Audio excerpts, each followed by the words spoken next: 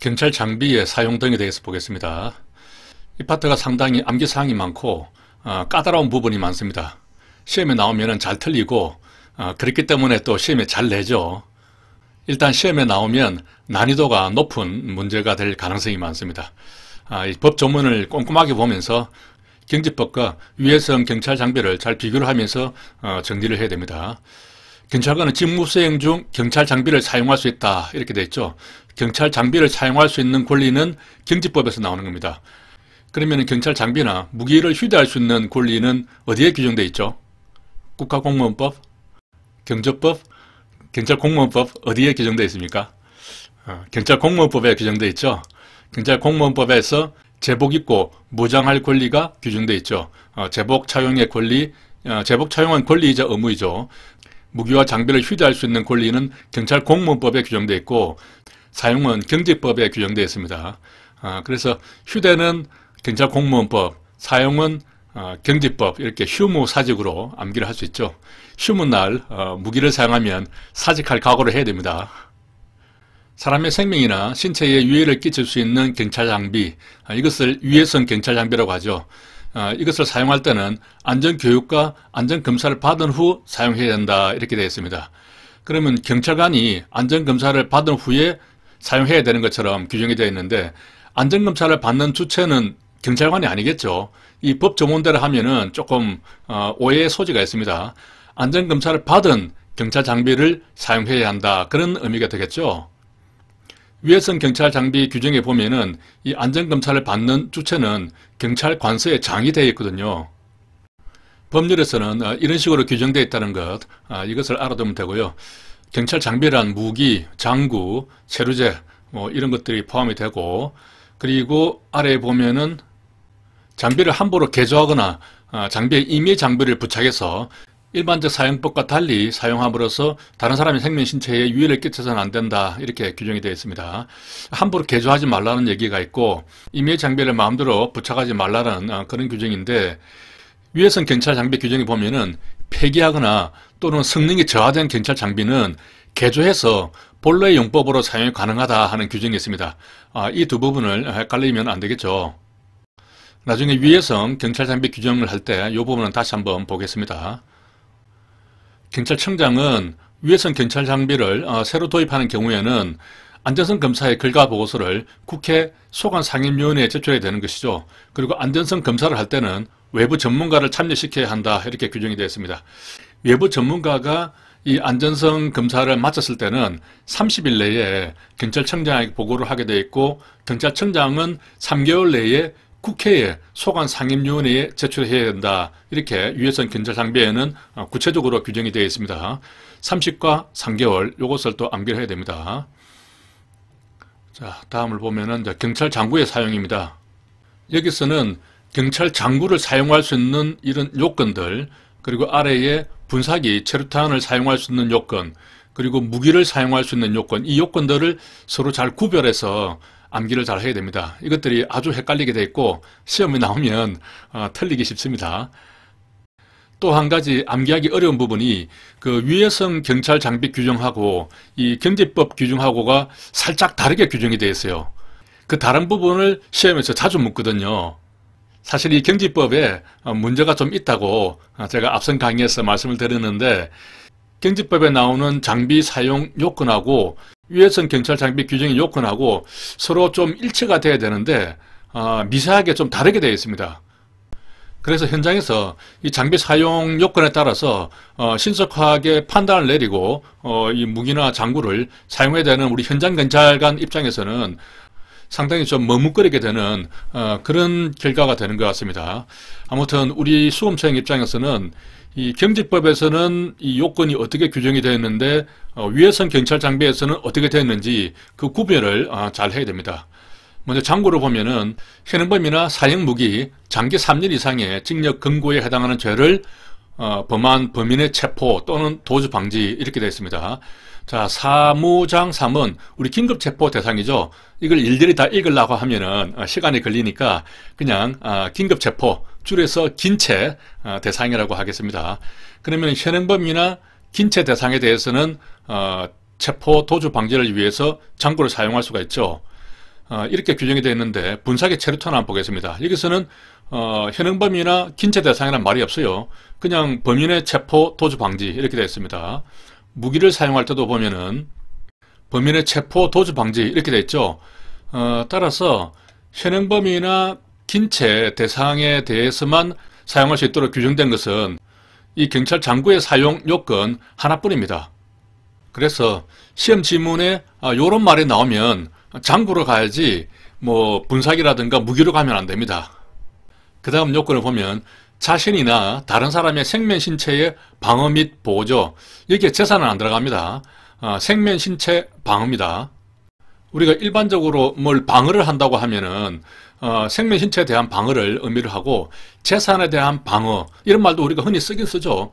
보통 이제 민사 관계에서는 그런 말을 쓰는데 우리 경지법에서는 방어란 말이 나오면은 항상 생명 신체가 되고 재산은 안 들어간다 이렇게 기억을 해야 됩니다. 그리고 여기서는 자신이나 다른 사람이죠. 여기서 자신은 누구로 말합니까? 우리 경찰관을 말하죠. 주어가 지금 경찰관입니다. 이 자신을 범인 자신이나 다른 사람 이렇게 해석을 하면 안 되고 주어가 경찰관은 이렇게 나왔기 때문에 경찰관 자신이나 다른 사람 이때 다른 사람은 뭐 피해자나 가해자 다 들어갈 수 있겠죠. 그렇게 보시면 되고 자다 생심빵이 되겠습니다. 자다가 생심빵을 만든 것이죠. 제가 고등학교 다닐 때 이야기인데요. 쉬는 시간에 보통 엎드려서 잠을 자죠. 자고 있는 친구의 등짝을 한 대 후리칩니다. 그러면 놀래가지고 벌떡 일어나죠. 그러면 생일 축하해 그럽니다. 그게 자다 생신빵 얻어맞는 거죠. 생일빵이 되겠습니다. 이 말을 읽으면서 그때 생각이 났습니다.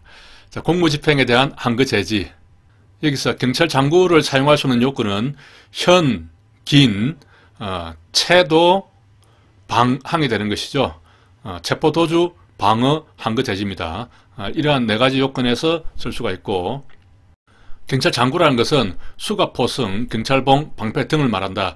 여기서는 전자충격기를 안 넣어놨죠. 안 들어가 있는데 위에선 경찰 장비 규정에 보면은 전자충격기도 경찰 장구에 들어갑니다. 무기라든가 뭐 분사기 체류탄 이런 데 들어가는 것이 아니죠.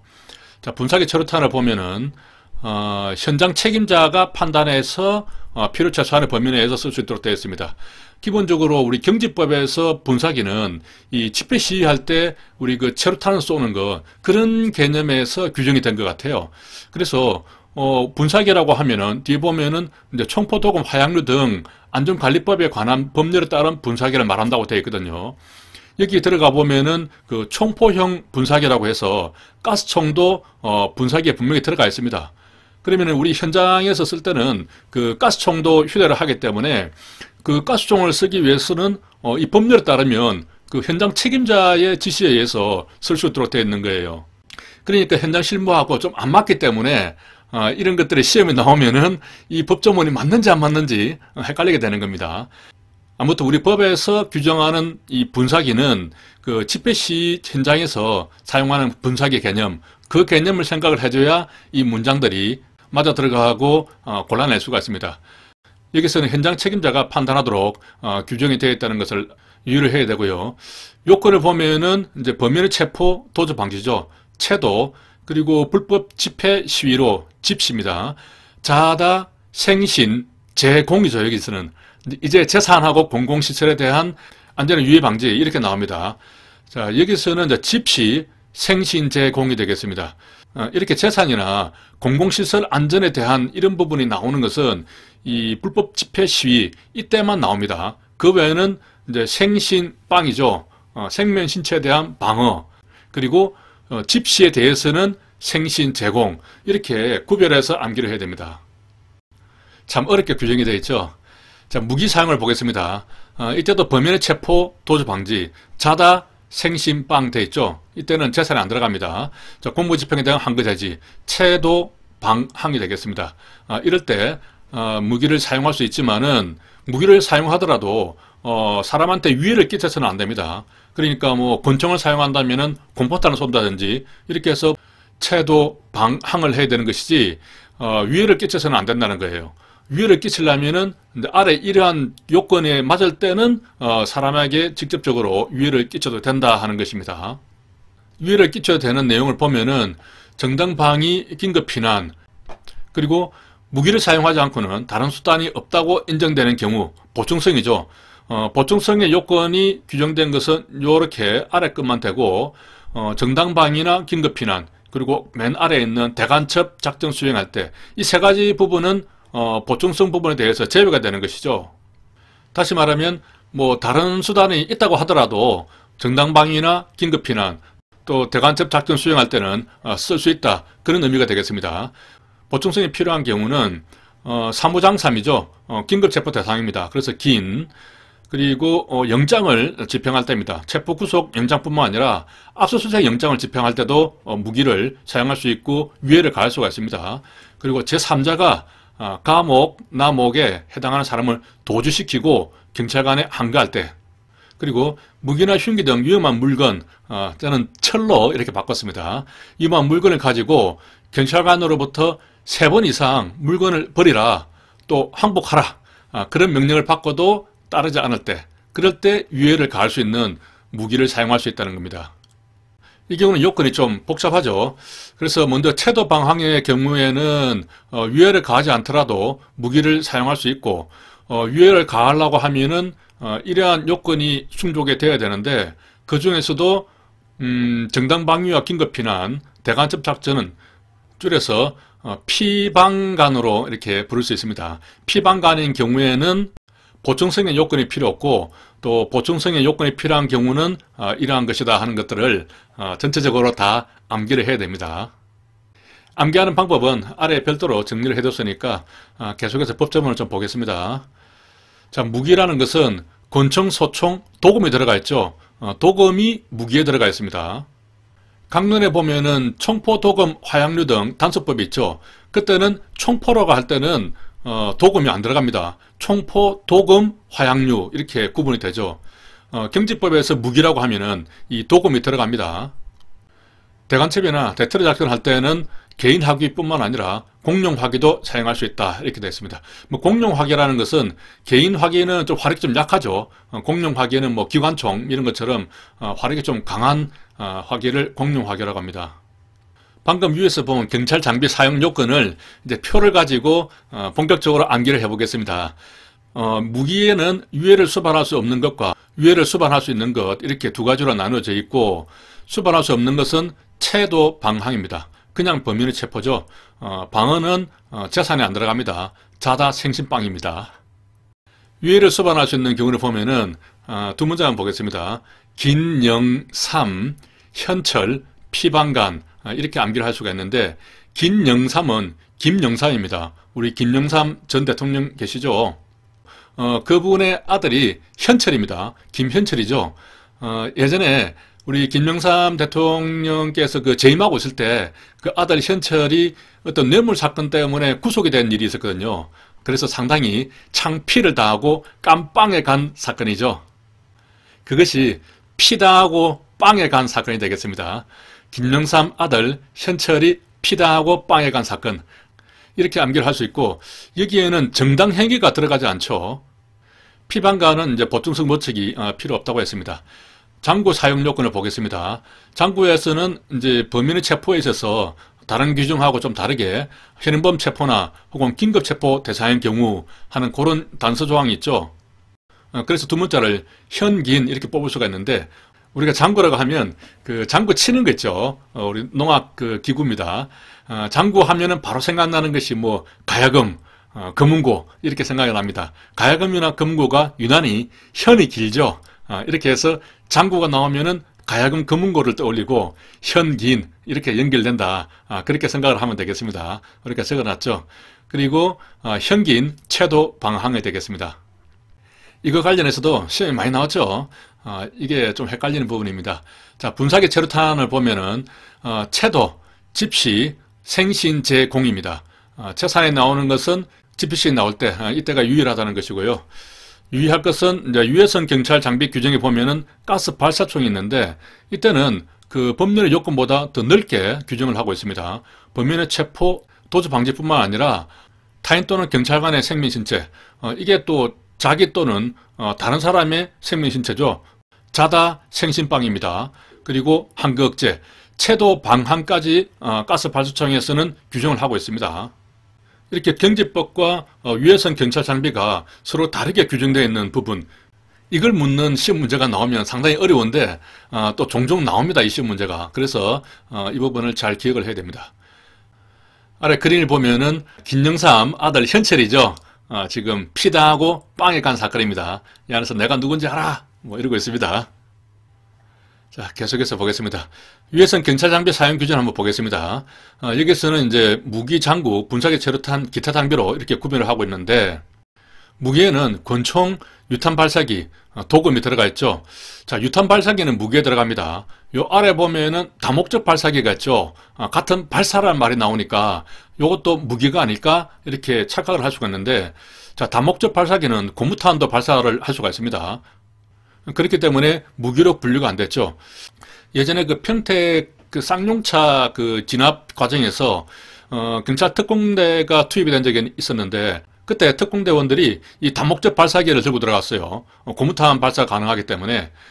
그래서 다목적 발사기는 무기에 포함되지 않는다. 그것을 잘 알아야 되고요. 자, 장구를 보면은 뭐 경찰봉, 포성, 수갑, 방패, 전자충격기가 여기는 들어가 있죠. 봉, 포수, 방전, 이렇게 암기를 할 수 있습니다. 포수가 봉씨입니다. 봉포수가 방전이 된 것입니다.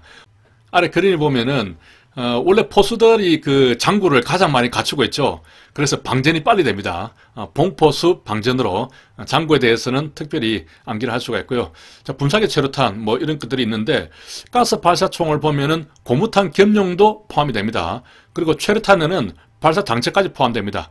이렇게 괄호 안에 있는 것들이 시험 문제에 나올 수 있거든요. 뭐 고무탄 겸용은 제외 이렇게 나올 수 있습니다. 또 발사 장치 제외 이렇게 시험에 나올 수 있는 것이죠. 기타 장비를 보면은 주로 차입니다. 차고 물포가 나오는데, 물포는 그 해경들 경비 함정에서 그 물포를 쏘는 겁니다. 우리 일반적으로 시 현장에 쓰는 것은 살수차라고 그러죠. 그것은 물포가 아닙니다. 여기 살수차가 나와 있죠. 살수차가 있고 물포가 따로 있습니다. 석궁 다목적 발사기입니다. 자, 석궁도 상당히 위험해 보이죠. 거의 뭐 무기 수준인 것 같은데 아무튼 기타 장비에 들어가 있습니다. 그래서 전부 다 차니까 차에 물, 석, 따 이렇게 암기를 할 수 있습니다. 이렇게 이 두 가지만 잘 기억을 하면 사실 다른 것들은 잘 골라낼 수 있거든요. 사용 기준을 보겠습니다. 자, 수갑, 포승, 호송료 포승은 범인이나 주치자, 정신착란자의 자살 자해 방지 목적으로 사용할 수 있습니다. 이렇게 자살이나 자해 방지 목적으로 이 수갑이라든가 포승을 사용했을 때는 관서장에게 보고를 하도록 되어 있습니다. 여기서 관서장이라고 하면은 우리 경지법에 나오는 관서장하고 범위가 조금 다릅니다. 아래 메모를 했는데요. 우리 경지법상에서 관서장이라고 하면은 파출소장까지 포함되는 개념이었죠. 행정관청이라고 하면은 경찰서장까지 포함되는 개념이고요. 그런데 위해성 경찰 장비에서는 관서장을 경찰청장도 들어갑니다. 경찰청장, 시도청장, 경찰서장 이렇게 넣어놓고 경무관에서 경감을 장으로 하는 국가경찰관서의 장 이렇게 되어 있습니다. 여기서 경찰관서라는 것은 어디까지 포함하는지를 규정해 놓지는 않고 있습니다. 위해성 경찰 장비 규정이 기본적으로 그 경지법의 하위 규정이라고 보면은 여기서 국가경찰관서라는 것은 요것들을 말하는 것 같은데요. 여기서 이제 출장소장은 경사 또는 경위로 보호할 수 있거든요. 그러면은 이제 파출소장까지가 경감을 장으로 하는 국가경찰관서의 장이 됩니다. 아마 파출소장까지 하는 것으로 그렇게 이해를 하면 될 것 같아요. 왜냐하면 수갑을 사용한다든지 할 때는 뭐 파출소장이나 지구대장의 또 지휘를 받잖아요. 아무튼 구별을 하기 위해서 경지법에서는 출장소장까지 이렇게 규정이 되어 있고, 위해성 경찰 장비의 규정에는 경감 이상 장우라는 경찰관서의 장 이렇게 되어 있다 이렇게 생각을 하면 되겠습니다. 경감 이상이잖아요. 전부 다 경찰청장하고 뭐 이런 사람들 다 경감 이상이니까 요것만 기억을 하면 될 것 같아요.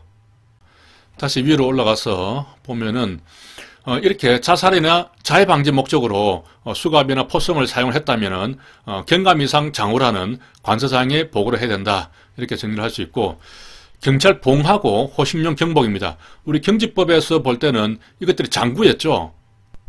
장구가 나오면은 뭐 가야금, 금문구를 생각해서 현긴 이걸 생각을 하라고 했습니다. 현긴 채도 방황해서 쓸 수 있다고 되어 있었는데, 지금 위해성 경찰 장비에서는 집시 상태에서 생신 제공을 위해서도 쓸 수 있다고 또 요건을 한 가지 더 늘려놓은 것이죠. 이 부분이 올해 승진시험에서 나왔습니다. 아래 가스 발사총을 먼저 한번 보면은, 자, 채도 방항으로 되어 있습니다. 생명신체 방어나 한거 제재에도 쓸 수 있도록 되어 있거든요. 이런 요건이 있습니다. 그렇다면 이제 다시 정리를 해보면은, 우리 법률에 있어서 분사기 체류탄은 채도, 체포, 도주 방지, 그리고 방항은 없죠. 방어나 한거 목적에 대해서는 쓸 수 없도록 되어 있습니다. 하지만은 집시, 생신 제공 이렇게 규정이 되어 있는데, 위해성 경찰 장비로 오면서 이제 가스총은 채도 방항으로 되고, 이 집시, 생신 제공은 경찰 봉으로 들어가 버렸어요. 다시 말하면은 우리 경지법상의 분사기의 요건이 위해성 경찰 장비 기준으로 오면서 가스총과 경찰봉으로 이렇게 분리게 됐다, 이렇게 또 볼 수도 있는 겁니다. 이게 참 복잡하게 규정이 되어 있는데요. 아무튼 경지법에서는 어떻게 규정되어 있고 위해성 경찰 장비에서는 어떻게 규정이 됐는지 이것들을 잘 알아야 됩니다. 이게 바로 시험에 바로 나오거든요. 이렇게 정리를 하고, 자, 전자충격기 보겠습니다. 14세 미만이나 얼굴, 임산부에는 사용할 수 없습니다. 자, 충격이죠. 충격받은 14니까 열사, 얼굴임, 이렇게 암기를 할 수 있습니다. 자, 아래 보면은 권총이나 소총은 총기 폭파물로 대항하는 경우를 제외하고 14세 미만, 임산부에 대해서는 사용할 수 없습니다. 여기서는 이제 얼굴이 빠져 있죠. 열사임입니다. 총 맞은 열사임, 총 맞은 것처럼 총 맞은 열사임. 그 다음에 가스 발사총은 보면은 1m 이내에서 얼굴에 대해서만 금지가 됩니다. 14세 미만, 임산부에 대한 이야기는 없습니다. 자, 다시 한번 정리를 하면은 충격받은 열사 얼굴임, 전자충격기에서는 전부 다 들어가 있죠. 총에서는 얼굴이 빠졌습니다. 열사임, 총 맞은 열사임. 그리고 가스 발사총은 1m 이내 얼굴에 대해서만 사용이 금지가 됩니다. 가스 발사총이 가장 완화된 요건이죠. 원래 가스 발사총은 얼굴에다 쏘는 거잖아요. 얼굴에 쏘아서 순간적으로 마취를 시키는 것인데, 다만 1m 이내에서 쓰면 너무 위험하니까 1m 이내에서만 쓰지 말라는 겁니다. 가스 발사를 반기로 연상을 하면은 반기는 아무 데서나 껴도 되는 것이죠. 다만 1m 이내 얼굴에다가 가스 발사하면 상당히 치명적일 수 있습니다. 이렇게 해서 요 세 가지는 사용 금지가 되는 요건이 어떤 것인지를 잘 구별을 해야 됩니다. 자, 체류탄 발사기를 보면은 체류탄 발사기는 30도 이상이죠. 가스차에 달려있는 체류탄 발사대는 15도 이상입니다. 체류탄 발사대가 보통 가스차의 지붕에 있죠. 지붕에 있기 때문에 이미 사람 키 높이보다 더 높이 있습니다. 그렇기 때문에 각도가 좀 낮더라도 직접 사람한테 맞지는 않고, 사람이 직접 쏘는 체류탄 발사기는 각도를 좀 높여야 사람에게 직접 체류탄이 날아가지 않겠죠. 가스차를 보면은 불법 집회, 시위, 소요 사태에 따라서 자다 생신 제공이죠. 하여튼 불법 집시가 나오면은 생신 제공이 따라 나옵니다. 현장 책임자가 판단을 하게 되죠. 특수 진압차는 소요 사태에서 쓰는데 이때는 또 경찰관이 판단하도록 그렇게 규정이 되어 있습니다. 자, 다음을 보겠습니다. 살수차가 중요하죠. 이번 시험에도 나왔지만은 소요 사태, 일반적인 불법 집회 시위는 아니죠. 물론 이제 대규모의 불법 집회 시위라면은 소요 사태로 볼 수도 있겠죠. 아무튼 규정에는 소요 사태, 통합방위법에 의한 국가 중요 시설에 대한 직접적이고 또 보증성 요건이 충족이 되면은 시도청장의 명령에 따라 사용합니다. 유일하게 시도청장이 명령을 내리는 것이 살수차입니다. 이게 2015년도에 사망한 백남기 농민 사건 때문에 요건이 강화됐죠. 사실상 살수차는 이제 사용하지 못하는 장비가 되어버렸습니다. 요건을 보면은 이제 중이죠. 소중이 살수 시도가 되겠습니다. 어릴 때 남자애들 보면은 불장난 하다가 오줌으로 보통 불을 끄죠. 소중이로 살수 시도합니다. 시도가 들어가니까 시도청장이 명령한다, 이렇게 생각을 할 수가 있고, 체류액을 혼합하는 것이 있는데 물에다가 체류액을 섞어라 하는 그런 명령은 시도청장이 내리는 것이죠. 하지만은 어떤 절차로 또 혼합 비율은 어떻게 섞느냐 하는 그 부분은 경찰청장의 정한도가 되어 있습니다. 경찰청장이 정한 어떤 규정이 있겠죠. 그에 따라서 혼합을 하게 되고, 하지만은 그 체류액을 섞어라 하는 명령은 시도청장이 내리는 것입니다. 이 두 가지를 혼돈하면 안 됩니다. 살수 거리별 수압 기준이 있습니다. 뭐 살수차를 뭐 얼마나 쓸지 모르겠지만 아무튼 이런 수압 기준이 있습니다. 시험 문제 내기는 참 좋게 되어 있어요. 3, 5, 7, 13 뭐 이런 숫자들이 있기 때문에 아무튼 암기를 하면은 3, 5, 7, 13이죠. 3, 5 차 열쇠 뭐 이렇게 암기를 할 수 있고, 혹은 뭐 빨리 읽으면 살수차가 뭐 1, 2, 3호가 있다면 3, 5 차 열쇠 이렇게 기억을 할 수도 있겠습니다. 살수 거리는 이제 10m 이하가 있고 25m 초가 되는 것이 있는데, 이것까지 다 이렇게 암기를 하기가 쉽지 않죠. 각각에 이렇게 맞춰서 하기가. 요것은 이제 눈으로 좀 익히고, 이 3호차 열쇠, 3호차 열쇠, 요것은 분명하게 좀 기억을 하시기 바랍니다. 기타 장비를 보면은, 석궁은 현장 책임자가 판단을 하죠. 다목적 발사기, 도주 차량 차단 장비, 이런 것들이 있습니다. 자, 판단자 및 보고자를 다시 한번 보겠습니다. 경찰관이 할 수 있는 것은 특수 진압차였죠. 가스차는 현장 책임자가 합니다. 그리고 경비 함정이 있는데 물포는 현장 책임자가 하죠. 살수차는 시도청장이 합니다. 소중히 살수 시도입니다. 그리고 석궁도 현장 책임자가 하고, 살수차나 분사기 무기에 대해서는 그 사용 기록을 보관하게 되는데 3년 동안 보관을 하게 되거든요. 그 보관하는 주체가 책임자입니다. 책임자 또는 직권 상급 감독자가 보관하도록 되어 있거든요. 그 담당자가 기록 보관하는 것이 아닙니다. 경찰청장은 체류액을 혼합하는 그 절차와 방법을 정하죠. 그리고 관서장이 있습니다. 자살이나 자해 방지 목적으로 수갑포성 이런 것들을 사용하면 경찰 관서장, 경감유상의 장이죠. 경찰 관서장에 보고를 하도록 되어 있습니다. 자, 안전성 검사를 보면은 위해선 경찰 장비를 사용하는 경찰관은 안전교육을 받아야 되고, 안전검사는 그 경찰관이 소속한 경찰 관서의 장이죠. 경찰관이 아닙니다. 안전검사를 실시해야 됩니다. 자, 신규 도입 장비 안전성 검사가 있습니다. 이것은 일반적인 안전검사인데, 장비를 새로 도입할 때는 절차가 조금 다릅니다.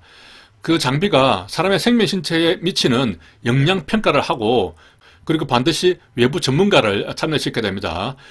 외부 전문가는 검사가 끝나면 30일 내에 청자에게 의견을 제출을 하는데, 그 의견 제출을 받아서 3개월 내에 국회 소관상임위원회, 그러니까 행안부 장관이 아니죠. 보통 소관상임위원회는 행안위가 되겠습니다. 국회 소관상임위원회에 결과 보고서를 제출해야 됩니다. 여기서 이제 30과 3개월을 서로 뒤바꿀 수 있기 때문에 헷갈리면 안 됩니다. 보통 이제 낮은 단계에서 실무자가 좀 기간이 짧고 그 위로 올라갈수록 기간이 좀 길어지는 그런 경향이 있습니다.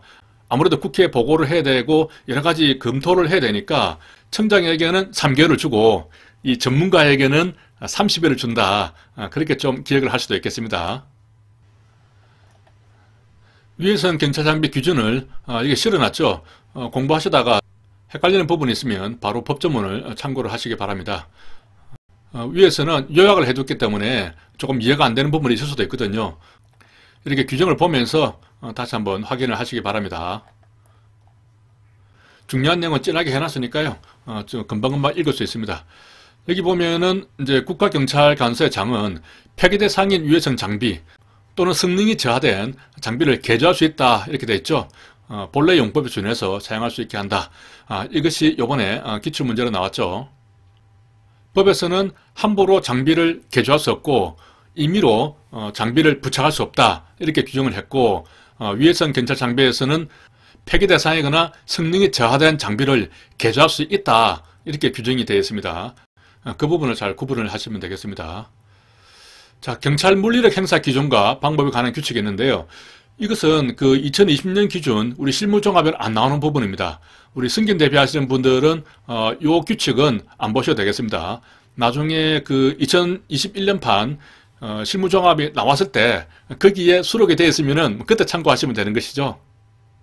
채용 대비하시는 분들은 작년에 그 기출문제가 한 문제 나왔기 때문에 간단하게 한번 보고 넘어가도록 하겠습니다.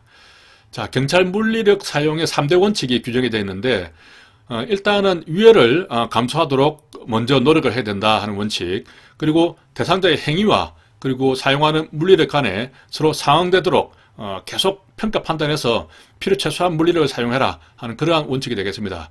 그리고 객관적 합리성의 원칙이 있는데, 현장 경찰관의 관점에서 볼 때 적절한 물리력을 사용해야 된다 하는 그런 원칙이 되겠습니다. 그래서 이 원칙이 딱 세 가지가 나왔기 때문에 한 가지 틀린 것을 넣어서 또 문제가 나올 수 있겠죠.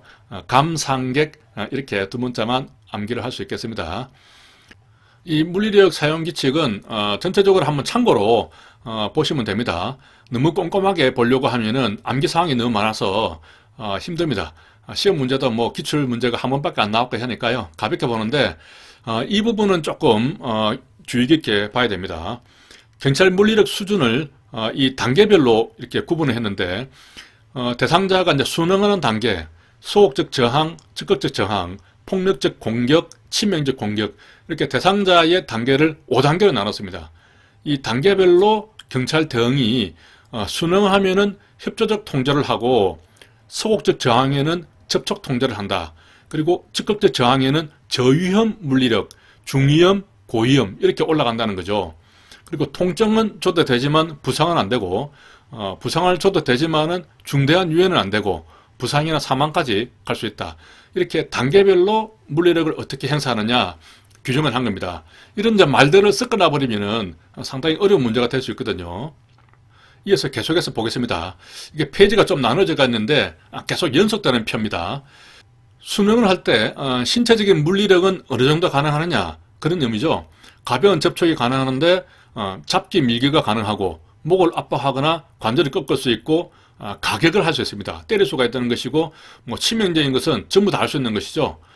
경찰 봉인이나 방패는 수능적일 때는 뭐 굳이 쓸 필요가 없겠죠. 소극적 저항 때부터는 쓸 수가 있습니다. 분사기는 적극적 저항 때부터 쓸 수가 있는 것이죠. 전자충격기는 이제 폭력적인 공격부터 쓸 수가 있습니다. 그러니까 분사기보다 전자충격기가 한 단계 더 레벨이 높은 그런 장비가 되는 것이죠. 권총은 치명적인 공격일 때만 가능할 테고 수갑은 모든 단계에서 사용이 가능합니다. 자, 이렇게 순서대로 이렇게 만들어 놨으니까 치명적인 레벨을 생각을 하면서 이렇게 순서대로 적고 될 수 있는 것들을 순서대로 기억을 하면 되겠죠. 이렇게 이 표만 좀 유의 깊게 봐두면 되겠습니다. 사용 방법에 대해서도 많은 규정들이 있는데 참고로 한 번씩 쭉 읽어보시면 되겠습니다. 여기까지 하겠습니다. 수고하셨습니다.